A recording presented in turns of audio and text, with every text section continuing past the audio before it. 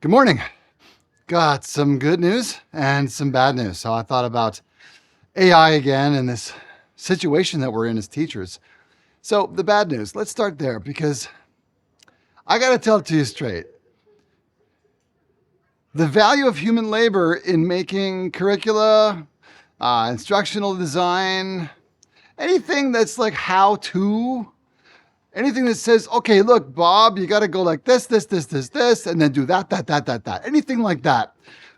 That sort of labor done by a human is basically zero. Just let that sink in for a moment. If you don't believe me, just go to ChatGPT, ask it to perform almost any task. Not perform, I'm sorry. Ask you to describe the instructions on how to do anything. Or if you don't want to do that, just go read the posts of someone else who's already done that and be convinced. Okay. And it's actually been like this for quite a long time, by the way. Humans, as the purveyors of knowledge, really are not going to be very valuable in the future. In terms of productive value, I'm not just saying value as a human, no, but I'm saying if you're getting paid by somebody to make instructions, you better be looking for another kind of job. Yeah. Okay, so what does that mean for teachers? It means that we're no longer the purveyors of knowledge. I mean, you're not going to get paid very much in the future based on what you know. I mean, I'm sorry. You can be the smartest person in the world on a certain topic, and unfortunately, if a computer can be requested to produce the very knowledge that you have or you possess, then you can just bet your bottom dollar that, oh, that's bright. Wow. Okay. Hang on a sec. Let's bring that back. You can bet your bottom dollar that there's an employer or a person out there who would much rather pay a computer 99% less to provide them the same information. I mean, it's just human nature. Let's face it. Human nature never really changes.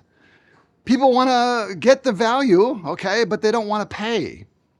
Or they don't want to pay a lot. They want to pay the maximum that's required to get what they want and then no more. Yeah. So let's face it. The days of getting paid for what you know, if they're not already over, they're about to end. It's pretty darn close. So the good news is that we as humans have the ability to pivot and adapt and do something new. And what does that mean? Well, I took a look at my son this morning as an example to illustrate what I'm talking about. And it's all about environmental design. Okay? As teachers, we need to become the cultivators of human growth circuits. Now, most of those circuits, it seems, according to the neuroscientists, they show up in the brain. So when a human being develops a new pattern of activity, it's actually based on activated patterns of neurons in the brain. So if a human being has the mental circuits, as it were, then he or she can do a certain kind of task or perform a certain job. Okay, so you and I, if we're teachers, we need to create, if you will, or develop or design and build environments where that kind of growth can happen consistently. There's a really good book about this called The Talent Code by a guy named Daniel Coyne, I think it is. I strongly recommend you read that book, okay? Because that, to me, lays out at least part of the future for the teaching profession. We're no longer teachers. I mean, we are more like farmers. Okay, the farmer sets up the field in a certain way, and he or she puts the material into the ground, and then nature kind of runs its course, right? But the farmer's role is still important. Back to my son here. Okay, so I deliberately laid out toy systems in the house in very strategic positions, okay? Like there just happens to be a gigantic container of Lego on the way between my son's bedroom and the potty. You know what I mean? It's like, so in order to get to the potty, he's at least got to stumble over some Lego on the ground. It's like, hey, what's this? Oh, Lego. Okay, well, I'm going to pee and come right back here. And sure enough, over time, he just kind of sits down and builds stuff. I don't have to tell him how to do it. I might come in there every once in a while and say, hey, try this or try that. But the point is, he just sits down and does the building because the environment is built in such a way to produce that outcome, if that makes any sense. Now, a second example is Led Zeppelin IV. It's a rock and roll album, came out in 1971, the year before I was born. Anyway, Jimmy Page was a master at environmental design. He knew that he was working with some great musicians, but they didn't necessarily produce anything great, okay, until they showed up together at this amazing mansion that he rented.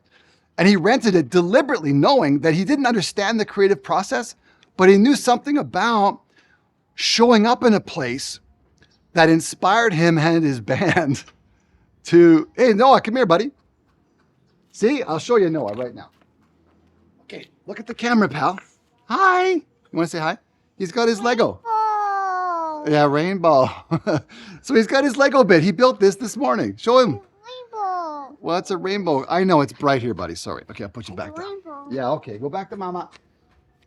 Where was I? Oh, yeah, Led Zeppelin. So they made the Led Zeppelin IV album in this house that was deliberately chosen to encourage and induce the creative spark.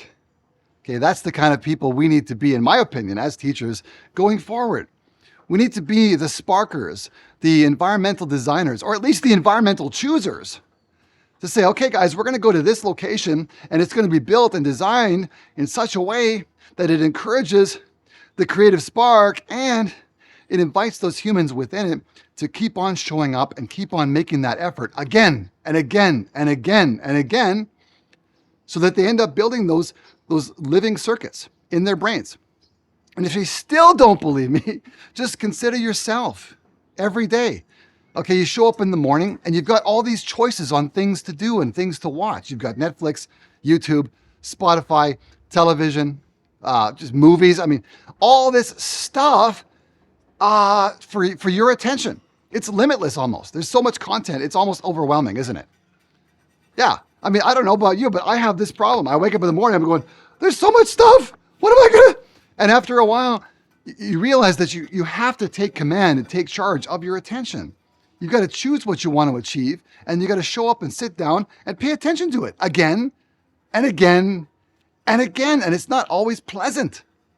Yeah. So I think what human beings need more than anything right now is someone to encourage them to show up, sit down, and put in the work. The knowledge is all there. I mean, they don't need me to tell them how to do something. They have the knowledge. Or if they don't, they know how to get it. It's easy to get, right? Anyway, I'm rambling on as usual. So Hammerfest continues here in Batu. I invite you to share your comments, okay? What is the future of the teaching profession? What can we look forward to next?